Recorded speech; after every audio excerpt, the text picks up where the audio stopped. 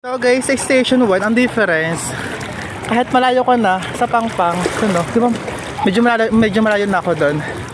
Maapakan mo is purong buhangin pa rin. Ni isang bato, wala ka dyan makikita. As in, kahit mag-dive ka dyan, wala dyan bato o anumang corals na makikita. Compare mo sa Poco Beach, doon is more on corals, tsaka shells. Dito, as in white sand talaga. Medyo malayo na ako sa Pangpang, ayan o. Pero yung buhangin dito, yung maapakan mo is white sand pa rin. O diba, ganun ka nakaka-amaze. Ito yung grotto, dyan yung Mama Mary na Birhen. Station 1 to. Yan, ito yung buong Station 1.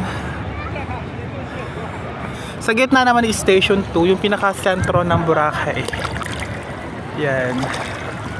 Kahit ano na, kita niyo yung buhangin, sobrang linaw.